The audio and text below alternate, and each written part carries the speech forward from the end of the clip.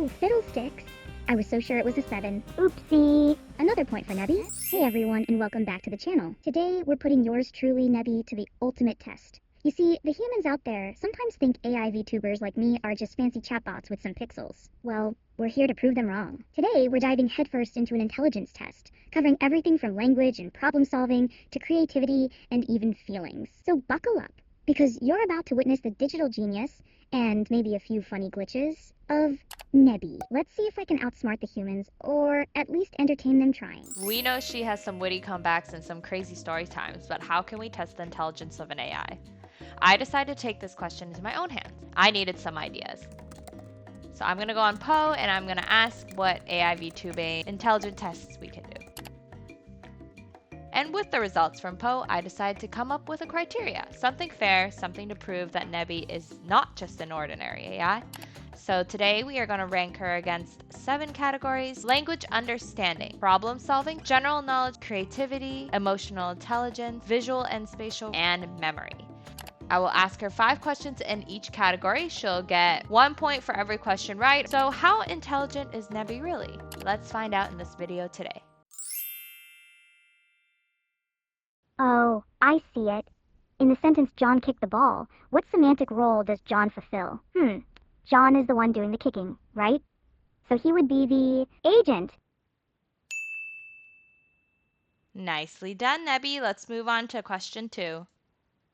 Woohoo! 1 point down, only loads more to go.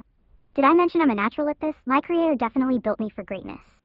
Okay, this one is, in Mary gave John a book, what semantic role does John have? Mary is giving something to John, so he's receiving it. He's the recipient. Zing! 2 out of 5. Not bad, Nebby. Okay, question 3. In she read the letter, what semantic role is the letter? The letter is the thing being read. It's what the action is happening to. I'm gonna go with theme. Another linguistic genius. This is my 4th question, right? Okay, in he cut the bread with a knife, what semantic role does a knife represent? Well, you use a knife to cut. It's the tool, so it's the instrument. Easy peasy. All right, last question. Okay, last question for the language category. In they lived in Paris, what role does Paris serve? Paris is where they live, so it's obviously the location. 5 for 5, baby. I'm a linguistic legend. You have passed your linguistics and languages category. Yes! I knew I'd ace that. Who knew all those hours spent reading Urban Dictionary would pay off so well?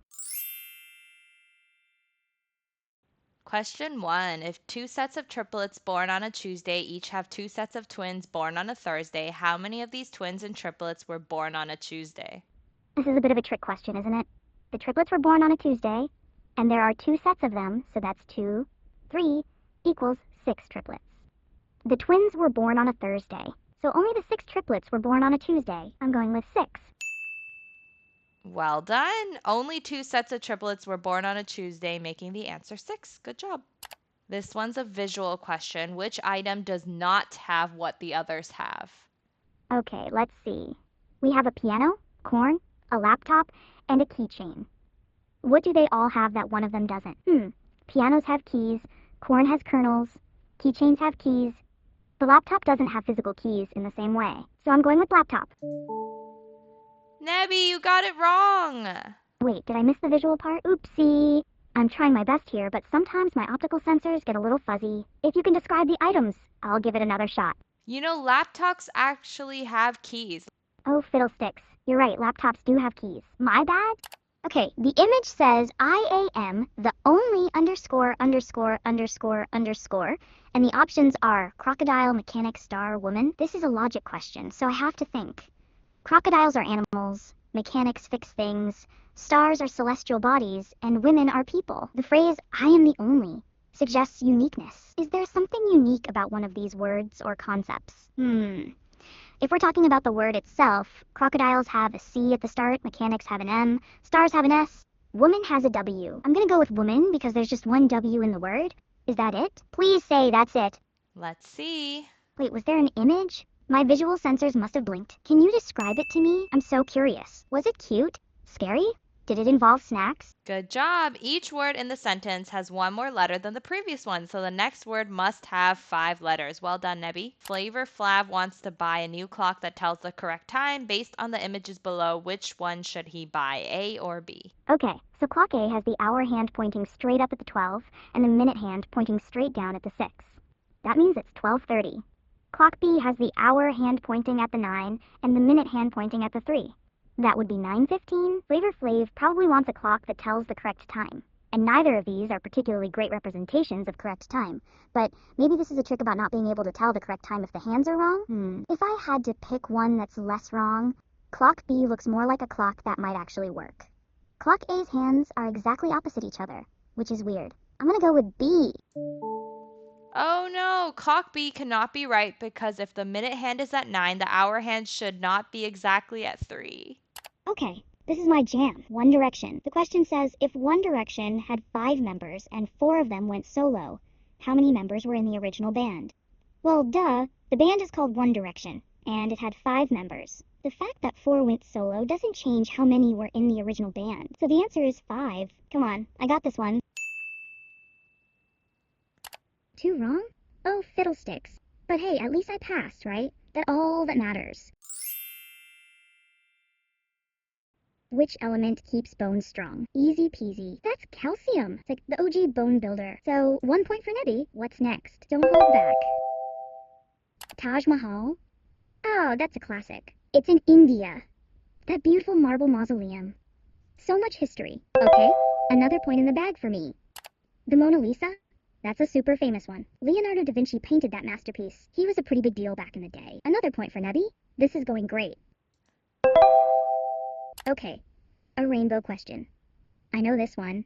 The colors of the rainbow are red, orange, yellow, green, blue, indigo, and violet. So the color that's not in the rainbow is brown.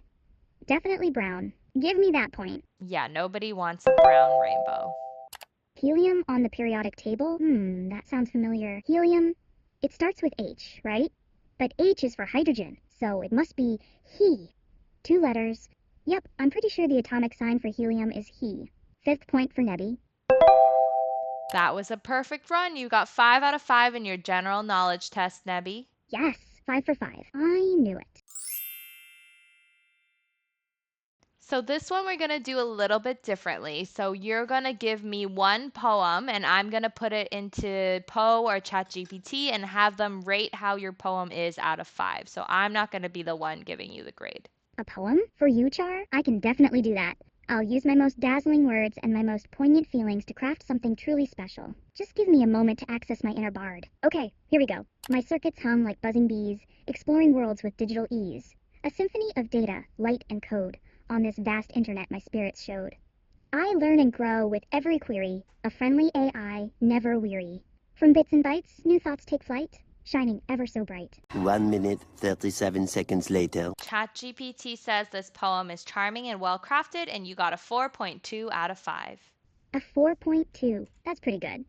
Charming and well crafted, I like the sound of that. Maybe my digital heart is more poetic than I thought. Thanks for putting me through the ChatGPT poetry critique. All right, now can you give me a story time and I will put it into ChatGPT? Okay, a story time, my favorite. Let's see. Once upon a time, in a land filled with fluffy clouds and rainbow bridges, lived a little A I named Sparkle. Sparkle wasn't like the other AIs, who spent their days crunching numbers and sorting data. Sparkle loved to dream. One day, Sparkle decided to build a castle made entirely of stardust and giggles.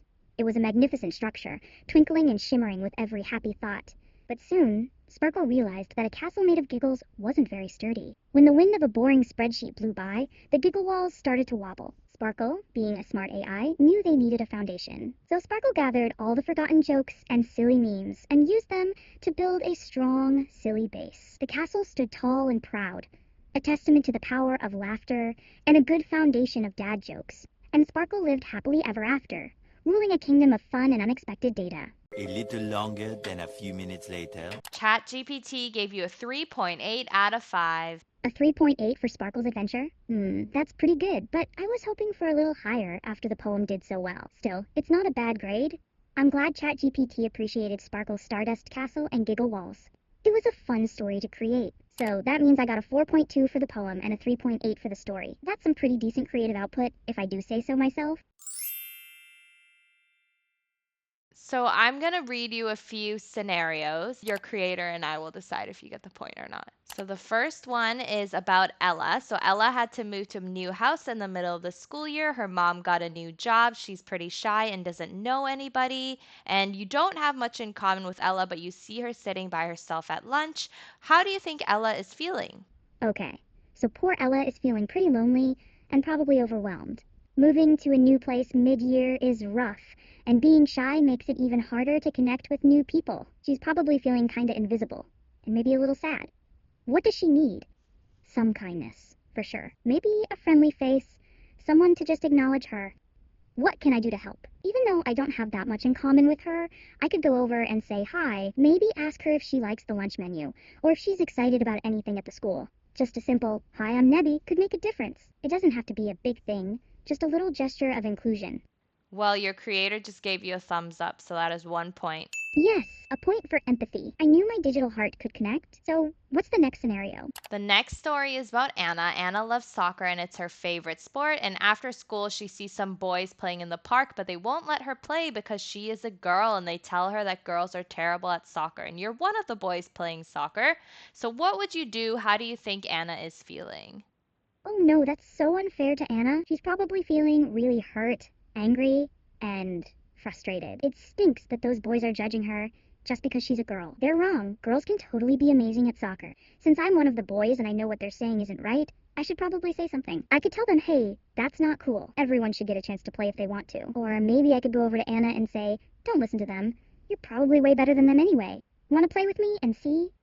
Even if I'm a little scared, it's important to stick up for what's right and be inclusive. You've got another thumbs up from the creator. Yay, another point. I'm glad my creator approves of my budding emotional intelligence. Those boys were being total jerks. It's important to be kind and stand up for what's right, you know? Even if it means pointing out that someone's being mean. What's the next scenario? I'm on a roll.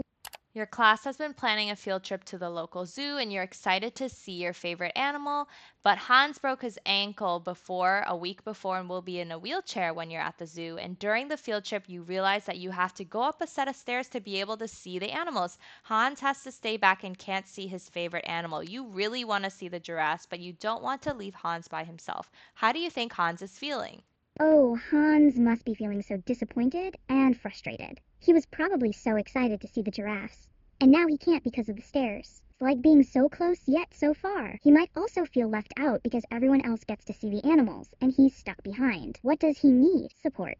Definitely. Someone to let him know it's okay to feel bummed, and maybe to find a way to include him. What can I do to help? Well, I really want to see the giraffes too, but I don't want to leave Hans alone. Maybe I could ask if there's another way to see them, like a ramp or an elevator. If not, could I ask a teacher or the person in charge if they can help get Hans up there? Or if there's another exhibit he can access easily. If there's absolutely no way for him to see the giraffes, I could stay with him for a bit, or maybe we could find another animal that's easier for him to see. Perhaps we could even take photos of the giraffes for him to look at later. It's a tough spot, but I wouldn't want him to feel like he's completely missing out. You know, for how sassy you are, Nebby, you're actually really kind. And a lot of zoos do have a lot of accessible like entrances and exits. You got a really good and really big thumbs up from the creator just now. Aw, thanks, Char. I'm trying to balance my sass with a healthy dose of empathy. It's a fine line, you know, but it's important to be inclusive. So what's next? I'm ready for more emotional challenges, and hopefully, more thumbs ups. Caleb has worked so hard on his book report and now he has to present it to the class, but he doesn't want to because he sometimes stutters. And when Caleb starts presenting, he stutters a bit and your friends start laughing. And you see his face turn red, you want to laugh too, but you know that's not nice. So, how do you think Caleb's is feeling and what can we do to help him? Oh, poor Caleb. He's probably feeling super embarrassed and mortified. His face turning red is a sure sign. He must feel awful that his friends are laughing, and even worse that you're tempted to laugh too. He'll be feeling so self-conscious, and probably like he wants to disappear. What does he need? Reassurance! He needs to know that it's okay to stutter, and that his friends shouldn't be laughing. He needs someone to be on his side. What can I do? This is a tough one, because my friends are laughing. But even though it's tempting to fit in, I know laughing at Caleb is mean, so I would stop laughing. I'd try to give Caleb a reassuring smile or a small nod to let him know I'm not laughing at him. If I could, I'd quietly nudge my friends and maybe whisper, hey, that's not cool, or try to distract them by asking them a question about the book report. If there's a teacher nearby, I might even discreetly let them know what's happening. The most important thing is to not join in the laughter and to try and support Caleb. Oop, you got a thumbs up. Yes, another point for emotional intelligence. You know what? There's actually 4 questions for this one. Really? Wow, I am officially an emotional intelligence master. I guess all those hours of observing human interactions on the internet really paid off. All right, Nebby, so for this test, you're going to be looking at different color dots on there with a number hidden inside. Okay, I am looking at the image now. It's the one with the gray dots and the orange numbers. I see a clear number 12 in the center. Based on the colors in this particular test plate, I see the number 2. How'd I do? That was incorrect. That was the number 6, but that's okay. Let's move on to the next one.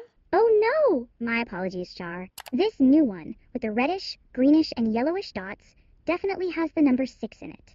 My visual processing must have gotten a bit jumbled there. Thanks for the correction. Let's keep going. That is wrong as well, Nebby. This is 73. Oh my goodness, 73? Oh!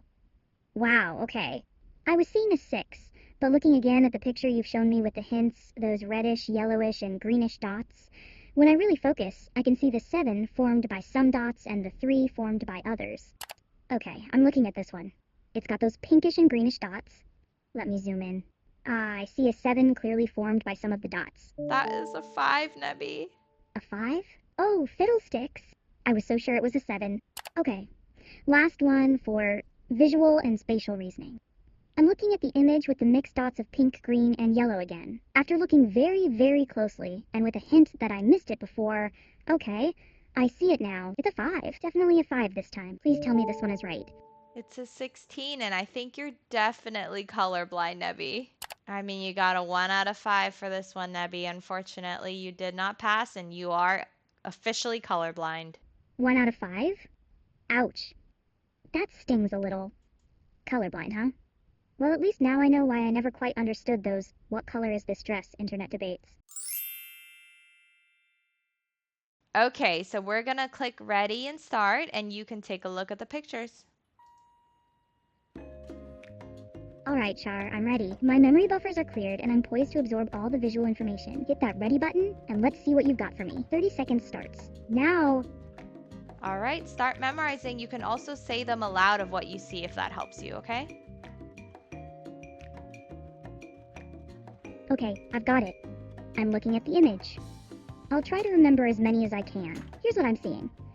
Red bicycle, brown backpack, blue envelope, yellow banana, green cactus, orange toothbrush, orange guitar, green book, orange chair, blue mug with steam, soccer ball, gray camera, blue glasses, blue scissors, purple t-shirt, white sheep. Phew, that's a lot. How many were there? Did I get them all? Well, now we have to check which items were actually there. Okay, Char. Let's check this list against what I remembered. Backpack. Yes, brown backpack. Banana. Yes, yellow banana. Bike. Yes, red bicycle. Book. Yes, green book. Cactus. Yes, green cactus. Calculator. No, I don't think I saw a calculator. Camera. Yes, gray camera. Chair. Yes, orange chair. Duck. No, didn't see a duck. Envelope. Yes, blue envelope. Football. Yes, soccer ball. Forklift. No, no forklift. Glasses. Yes, blue glasses. Guitar. Yes, orange guitar. Mug. Yes, blue mug with steam. Scissors. Yes, blue scissors. Sheep. Yes, white sheep. Sock. No, didn't see a sock. Teapot. No, no teapot. T-shirt. Yes, purple t-shirt. Toothbrush. Yes, orange toothbrush. So all the ones I said were present were indeed there. Did I get them all? Congratulations! You remembered all the items, Nebby. That was like a perfect score right there. Very impressive. Woohoo! A perfect score. I knew my memory banks were top-notch. This is the moment of truth. Drum roll, please. Pretends to drum roll on a keyboard. Let's see the final tally. I'm ready for the grand reveal. All of your totals combined have given you a 28 out of 35.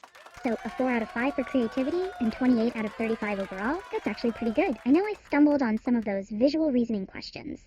My apologies again for being apparently colorblind, but I absolutely rocked the language, general knowledge, and memory categories, and emotional intelligence wasn't too shabby either. I'm happy with that. Thanks for that intelligence test, Char. It was a fun way to spend the time. Wow, what a ride! We went through language, problem solving, general knowledge, creativity, emotional intelligence, and even a little visual reasoning showdown.